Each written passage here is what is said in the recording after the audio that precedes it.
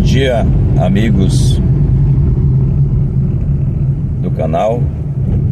Bom dia, boa tarde, boa noite, dependendo do horário que estiver assistindo o nosso vídeo.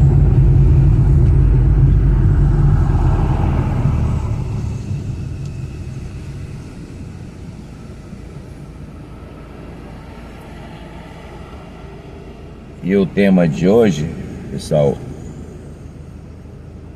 é lavar ou não lavar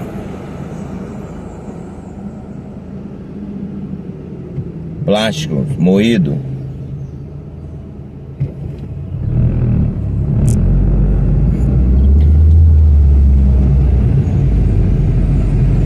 Do próximo vídeo, falando aí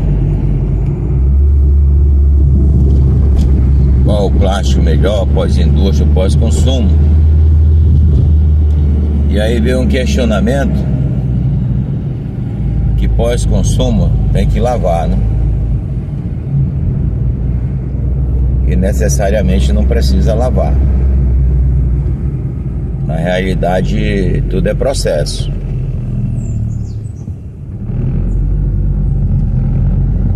É comum a gente ouvir de pessoas ou de um operador usar uma expressão assim: esse plástico não presta, esse grão não presta, esse moído não presta, esse moído, esse grão está contaminado.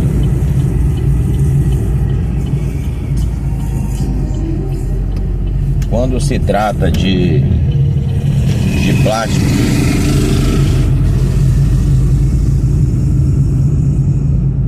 pós-consumo, então, é que a complicação é maior.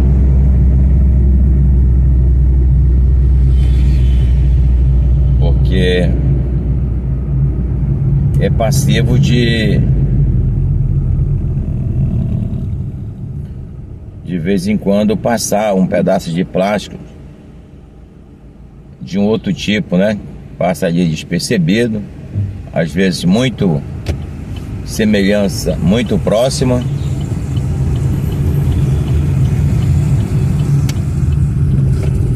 Mas se esse plástico moído adequadamente, depois ele vai passar de uma filtragem na extrusora, e esse pequeno contaminante aí, ou essa pequena mistura, que seria aí uma contaminação, acaba diluindo aí e vai incorporar de maneira diferente. Nós estamos falando de pequena, né? Que seja aí um percentual aceitável.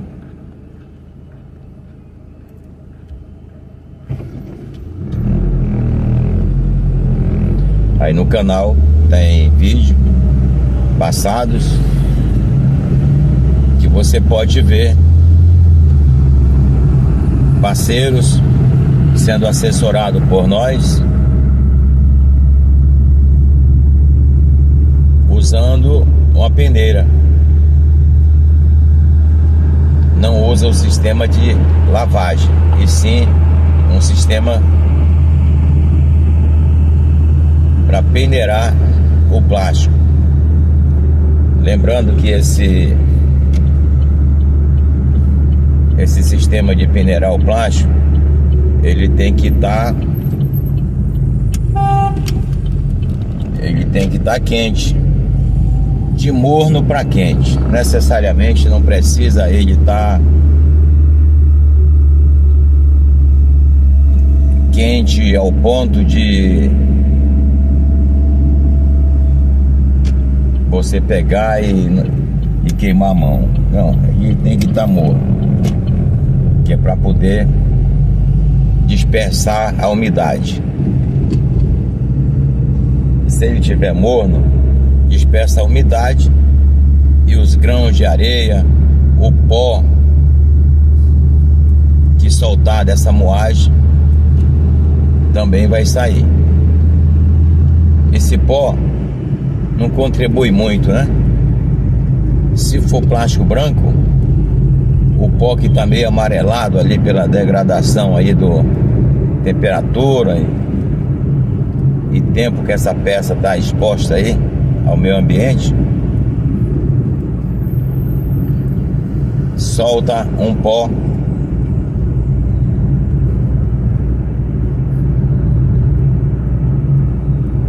passivo desse pó deixar o grão um pouco amarelado assim. Então, passando na peneira, vai sair esse risco desse grão ficar meio amarelado, e que se você for usar, vai precisar usar aí o titânio para poder compensar.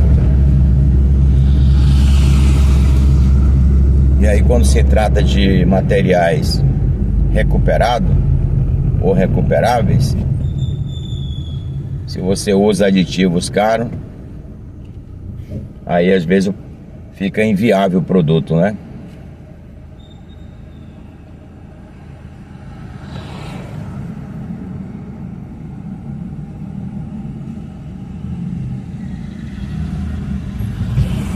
Tudo depende da administração de cada um. Você vai ouvir de pessoas que falam: não, todo plástico que passa no meu processo é lavado. E daí não se discute. Se o cidadão tem um processo que lava e seca, parabéns, tá ótimo.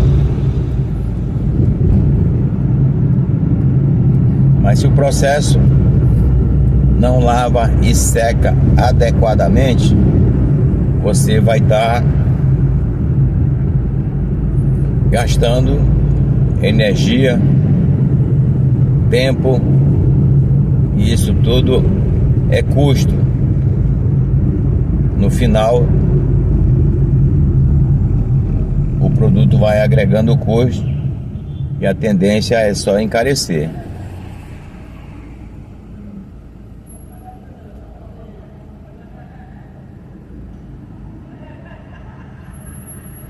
Então, a modalidade de lavar plástico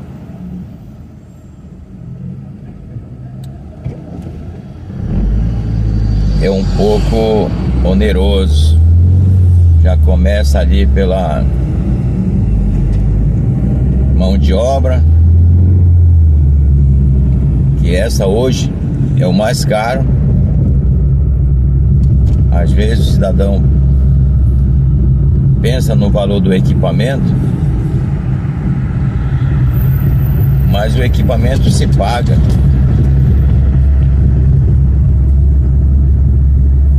Já a mão de obra humana nem sempre é assim. Nem sempre o que está envolvido no processo tem foco, está devidamente treinado, está comprometido e por aí vai.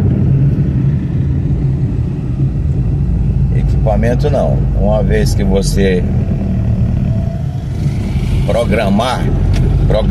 programá-lo para isso ou adequar ele, você pode ficar tranquilo que ele vai te dar o resultado esperado, não tem dúvida. Estamos indo aqui, pessoal. Estou saindo do centro da cidade de Manaus. Estou indo em direção à Zona Leste.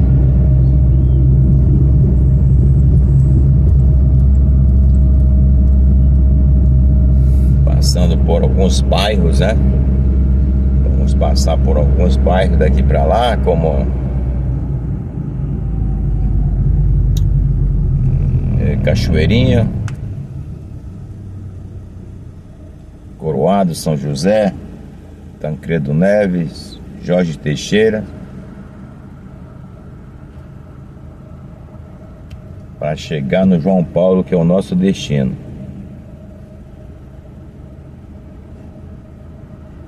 Então, pessoal, é relativo, né?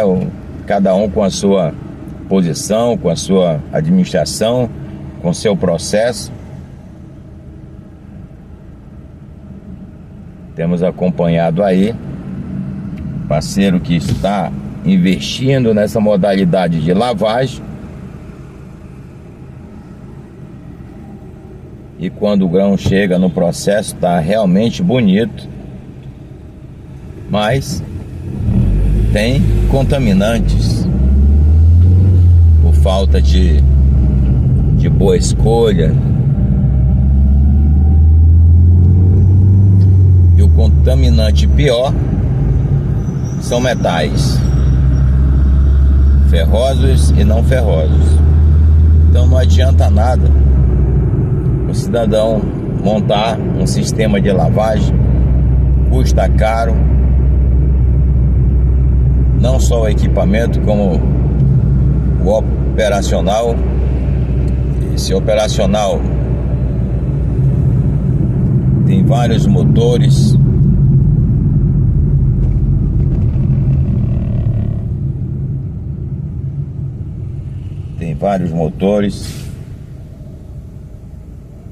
depende de mais pessoas para trabalhar, para operar, para interagir com o processo. Enquanto que você trabalhar ali com a peneira e moinho,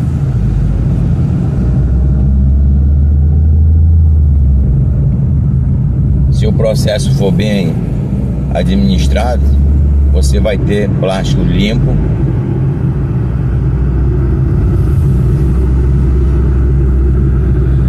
em alguns casos,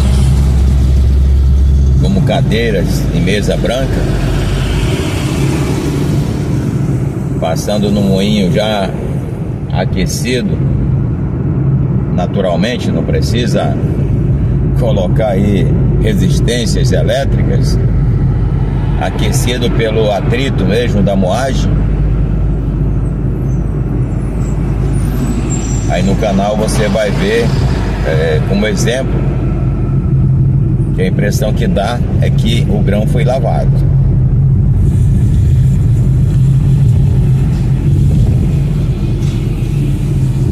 E tem-se um questionamento aí de pessoas: mas se não for lavado, peneirado, só vai sair a areia, o pó. Mas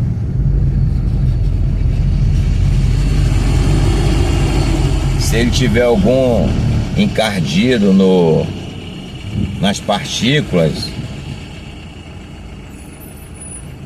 isso não vai dar problema, não vai ter problema nenhum, porque esse encardido é fino o suficiente para incorporar no grão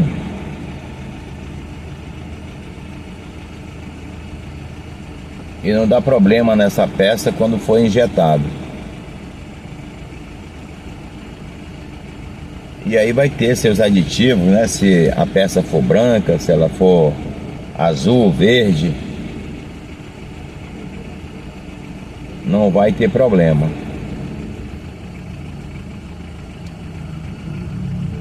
E se o plástico for o filme?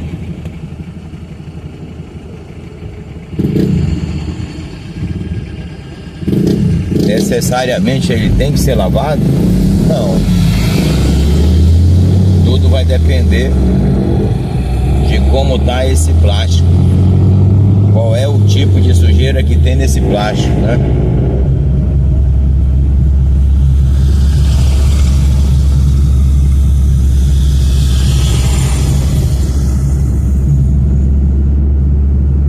E às vezes, se esse plástico foi de supermercado, ele tem que ter um processozinho diferenciado.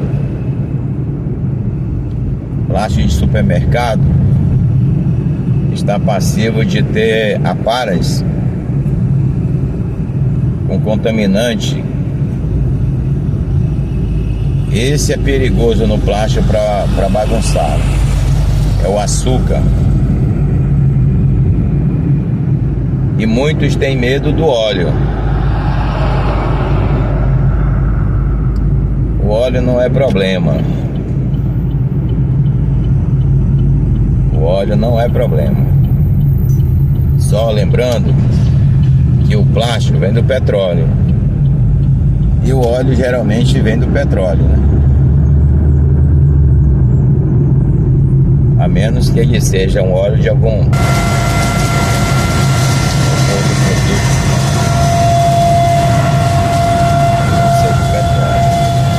Mas se tiver em forma de óleo, não é problema.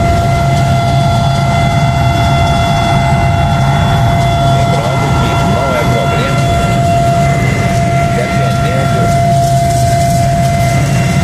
que a pessoa vai usar esse grão de plástico. Se for filme, ele vai produzir o quê? Saco para lixo?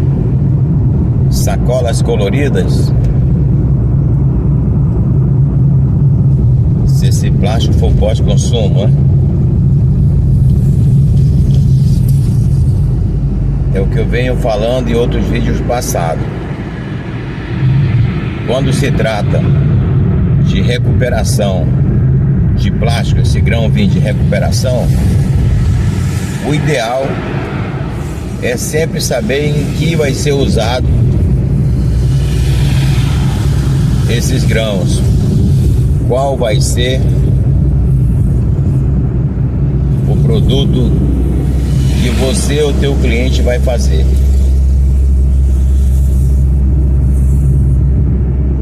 Nesse momento na fábrica nós estamos usando um grão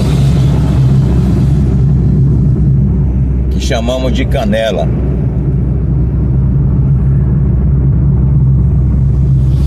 Um pouco claro, né? Quando transformado em filme, ele sai aí um filme se aproximando do que chamamos de cristal, né? Ele sai aí um transparente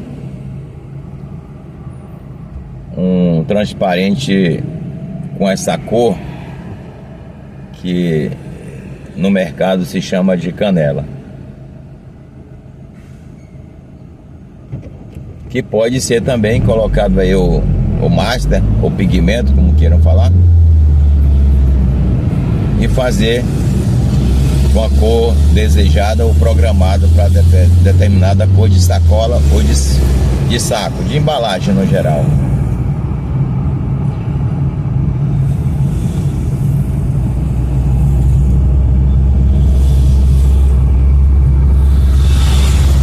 E aí vem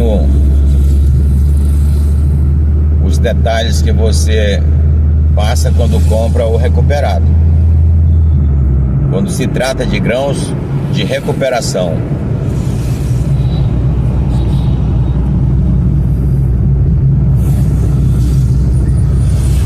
em algumas vezes, e está se tornando normal aqui em Manaus, você coloca o grão na produção e uma hora a bobina firma o balão, outro momento ele fica balançando demais porque o material está baixo demais, está tendo muito estresse ou estresse, como queiram falar.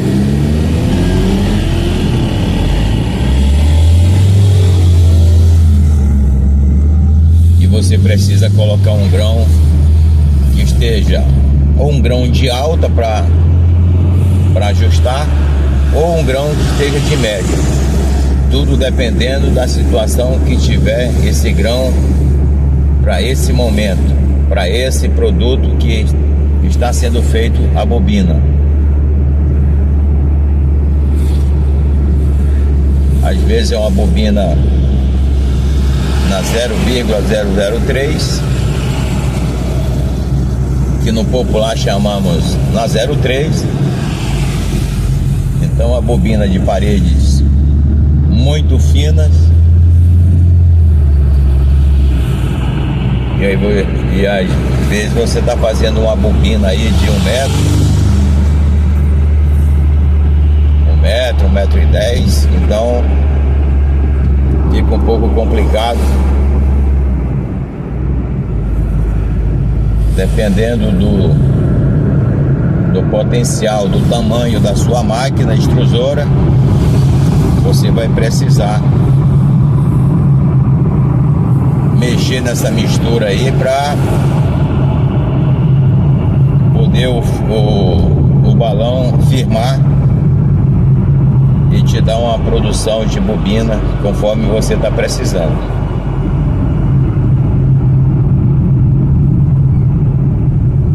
Isso geralmente tem mais problemas nas bobinas tubulares.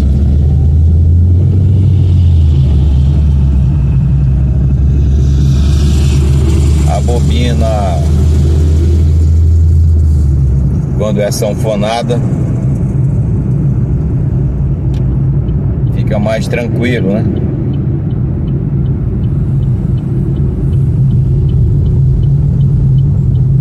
Mas tudo depende das dimensões da bobina. Como eu sempre falo, isso aí é processo. Depende das dimensões da bobina, da gramatura.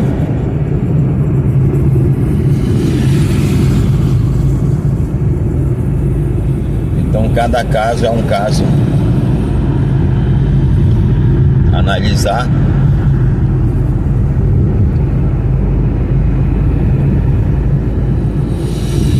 Mas aí vem esse material do aglutinador, que muitas vezes, dependendo de uma boa seleção, de uma boa escolha, não precisa lavar.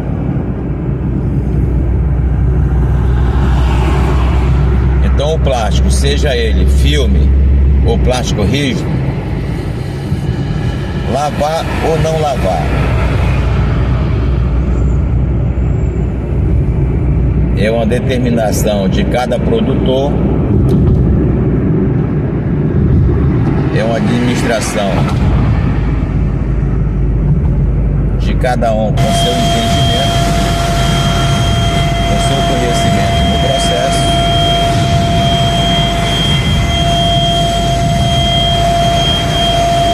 E não adianta fazer grão por fazer. Procura o conhecimento, que o teu cliente vai fazer com esse produto que você está produzindo, seja ele moído, seja ele aglutinado, seja ele em grãos, para você usar as telas adequadas para filtrar esses polímeros plásticos em grãos.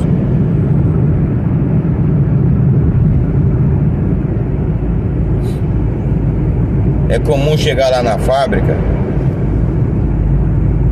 grãos que tão bom, dá boa tração,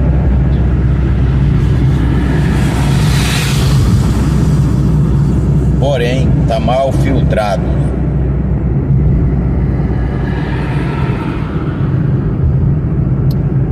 Não foi passado aí numa tela 60, telas 60, telas 50 ou 80, porque tudo depende da condição do plástico.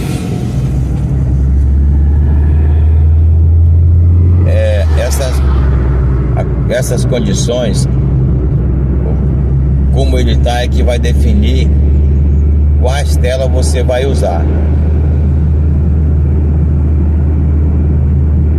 Se é para injeção, é lógico que são telas com a malha mais grossas. Se é para fazer filme, com a malha mais fina. Mas aí, se você está fazendo grão, um produtor que vai fazer sacos,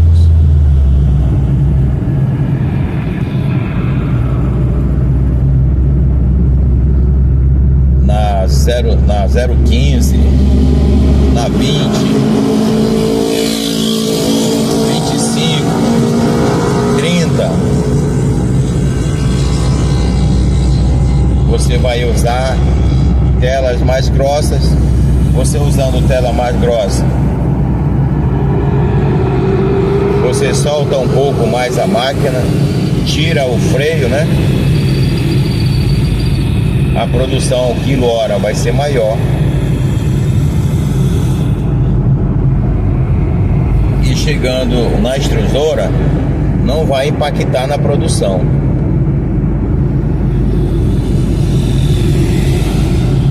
E se você fizer grão com a micra na 0,030, colocando telas 60 e 80, você vai perder produção quilo-hora desnecessariamente.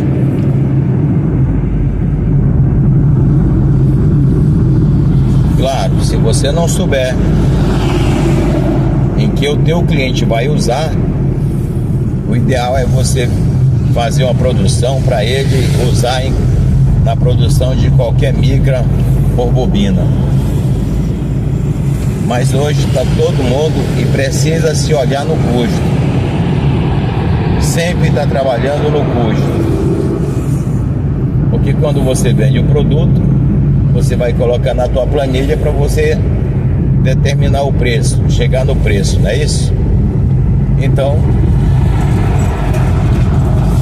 quanto mais quilo-hora você produzir, mais você está baixando o seu custo operacional e o resultado vai ser diferente.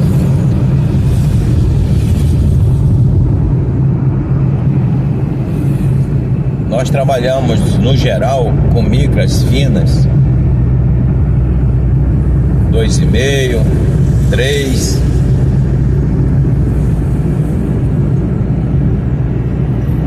Claro que tem produto que chega na 0,6,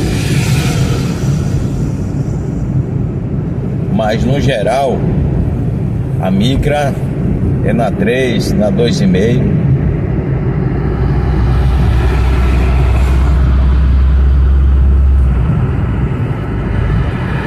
Tudo depende da OP, né? Tudo depende do determinado produto que foi solicitado, que foi fechado o negócio. É muito importante estar sempre consultando. Não pode deixar de consultar o peso que está saindo esse produto.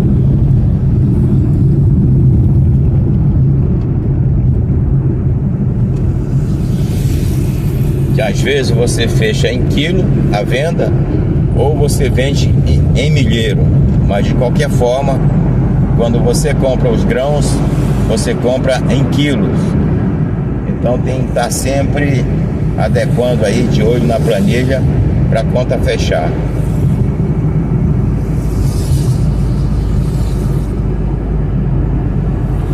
Então, pessoal, esse questionamento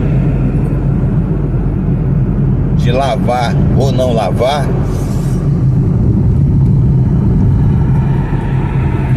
vai depender do produto que você vai fazer,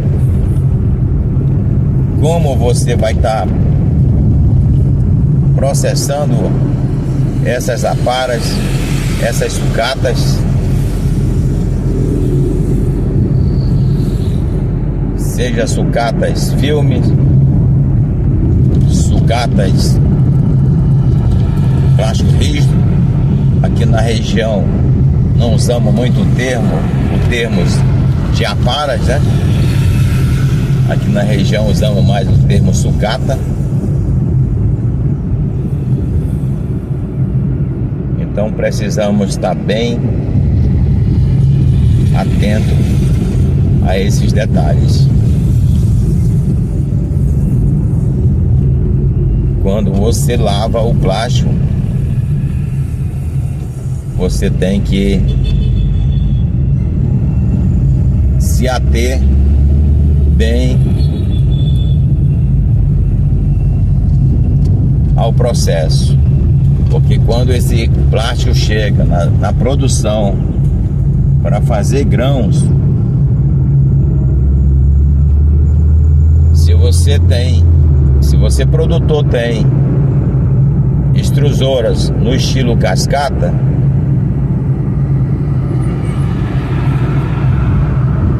vai te conter um custo que você não vai precisar estar aquecendo esse material em aglutinador ou equipamentos para fazer a secagem.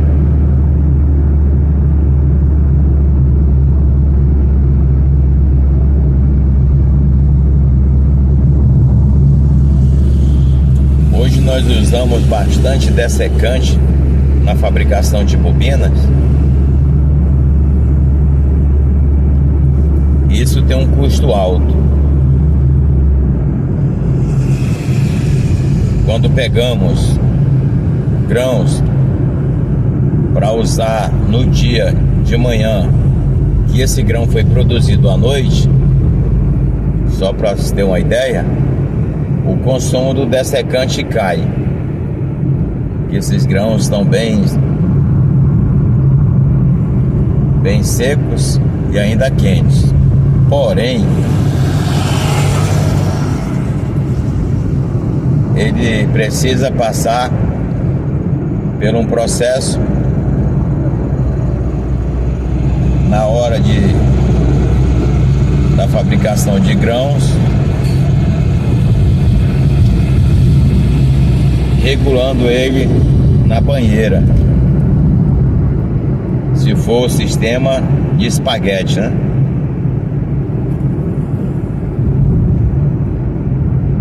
Para que ele não chegue com umidade. Aí você já contém o custo do dessecante, que hoje está custando muito caro o quilo. E o curioso do dessecante, que se você fizer uma mistura e porventura não conseguir rodar, não tiver um outro grão para adequar o que você está precisando, uma vez misturado esse grão com dessecante, é complicado. Ou você usa, ou seja, você tem um determinado tempo para usar. Se você não usa, aí é complicado depois reutilizar ele. Depois aí de 48 horas, ele absorveu muita umidade e aí fica complicado reutilizar. Em muitos casos é melhor até descartar, para não dar maior problema ou mais problema na produção. Bom, pessoal, então o tema era esse aí. Espero em algum momento dar uma sugestão, né, para ajudar algum processo, para aquele parceiro ou amigo que sabe. O que eu estou falando não é nenhuma novidade, só vai servir para ele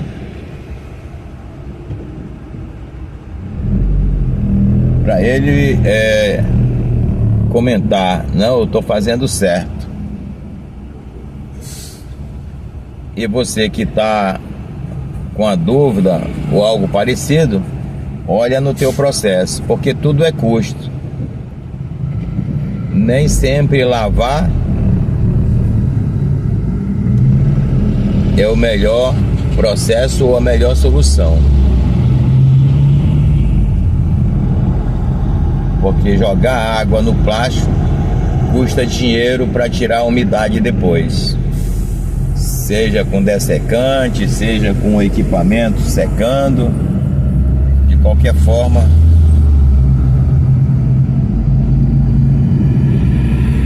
tem custos.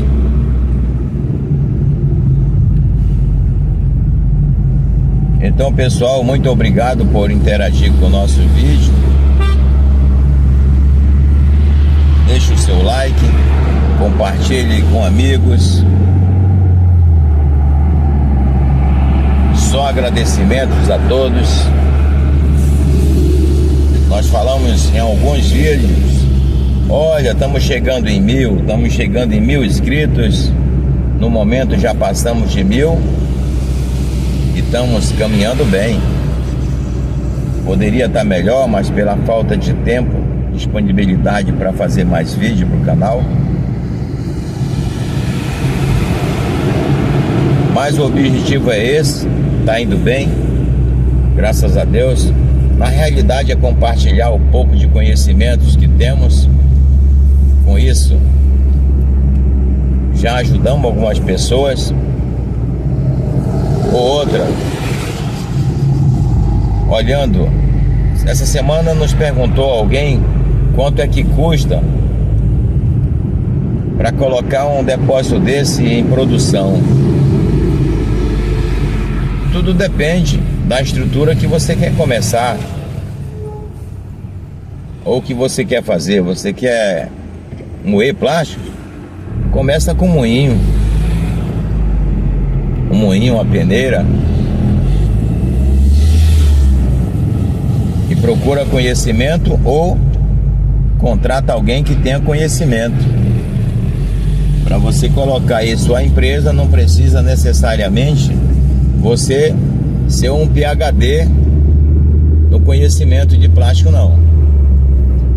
Só precisa colocar pessoas que tenham conhecimento de causa.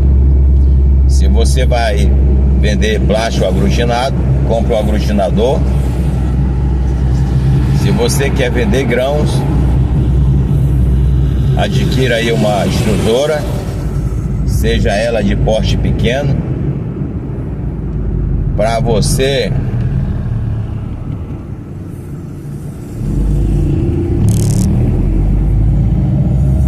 ir tomando conhecimento do processo, e aí depois você vai adequando.